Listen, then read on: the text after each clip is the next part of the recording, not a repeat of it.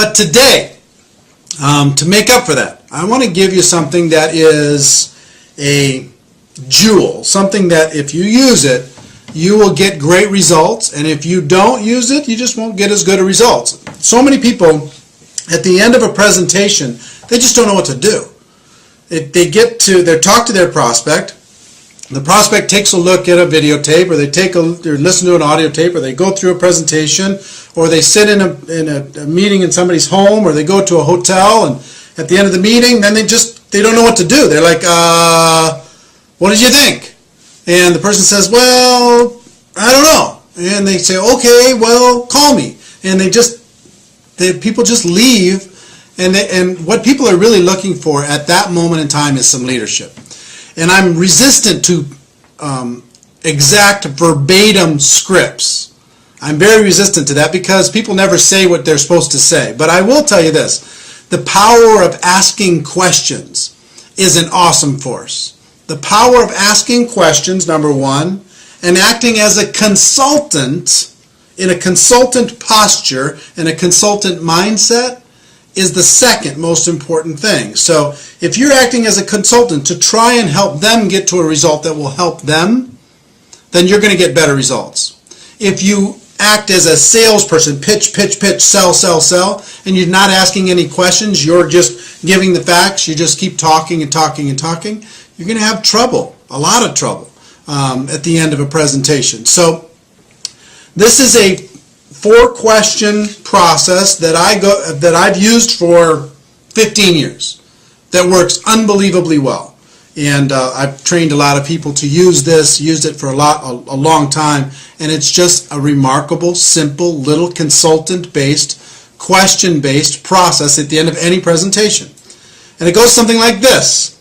Question number 1 to Bob, if I'm talking to Bob. Bob, based upon what you just saw, if you were to get started in this business on a part-time basis, about how much would you need to earn per month in order to make this business worth your time? And then just wait for the answer. So I'm not invested in the answer that Bob gives me. Bob's answer is his answer.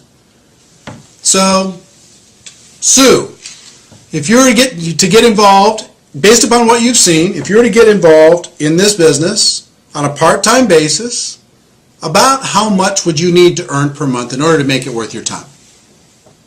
And then just wait for the answer. And let's say they say $2,000 a month. Fantastic. Whether they say $2,000, $5,000, $10,000, $500, it doesn't matter. Sometimes you're selling a $10,000 a month opportunity when all they want to buy is a $2,000 a month opportunity. That's what they're looking for. Sometimes you oversell it by making it too high, and sometimes you undersell it by making it too low. This business can be very flexible. This profession can be very kind of flexible for different people, for different circumstances, but you can make it rigid sometimes. Oh, you can make $1 million a year. Like we talk about people who make $1 million a year on Network Marketing Pro. We don't talk about the people who are making $1 million a year just because we're trying to sell only that. All I'm saying is if you're making $1 million a year or better, that's kind of it's a big dividing line. I mean, you really have to know your stuff in order to be able to make that kind of money. But anyway, in other words, you don't tell them what the opportunity can be for them. Let them tell you what the opportunity would be, what would be exciting for them. So question number 1, so-and-so, based upon what you've just seen, if you were to get started on a part-time basis, about how much would you need to make per month in order to be able to make it worth your time? Wait for the answer. Let's say they say $2,000. Fantastic. Question number 2. About how many hours per week do you think you could dedicate to building this business in order to be able to make that $2,000 a month? And wait for the second answer. About how many hours per week do you think you could dedicate in order to be able to develop a $2,000 a month income with this business? And wait for the answer. They give you the answer. Let's say they say 8 hours a week. Fantastic. Question number 3. About how many months would you be willing to work those 8 hours a week in order to develop a $2,000 passive residual income? About how many months? And wait for the answer again. About how many months would you be willing to work your 8 hours a week in order to develop your $2,000 monthly passive income? And wait for that answer. So you're going to get that. Let's say they say 6 months. Then, and sometimes you're going to get unreasonable expectations. But let's say they say 6 months, which is reasonable. Depends on your opportunity. And again, I'm talking generically here. It's very difficult to get specific inside of any one company or any one opportunity. But let's say that that's reasonable inside your company. If someone were to be dedicated, working 8 hours a week for 6 months, focused time, and they were very coachable, that they could develop a $2,000 monthly income. Okay, let's say that that was reasonable. If it's reasonable, then you go to question number 4. Let's say it's not reasonable for a second. Let me go, and just say, because this will happen. Let's say you ask question number 1. They'd say $10,000. I'd like to make $10,000. That's what I'd need in order for this to be worth my time. How many hours would you be willing to commit to do that? I'd be willing to commit 2 hours a week. And how many months would you be willing to commit 2 hours a week? I'd be willing to commit 2 months. Then as a consultant, if you're in a consultant mindset, what do you need to do? You've got to say, look, I will tell you right now, that's an unrealistic expectation. In order to be able to earn $10,000 a month in a business, a brand new business, working 2 hours a week for the next 2 months, I just don't think that we can get you there. But if you're willing to change one of these 3 numbers, then we can get you there. You either have to change the 10,000 and make it lower, or you have to change the hourly and make it more hours per week, or you have to change the month and decide to give it more months. But if you're willing to change one of those numbers, or maybe 2 of the 3 numbers, then I can show you how to get there. But if you're not willing to do that, you know what, this probably isn't for you. You probably have other things that you could do. So coach them to be able to set reasonable expectations based upon one of those 3 things. Okay, so you understand?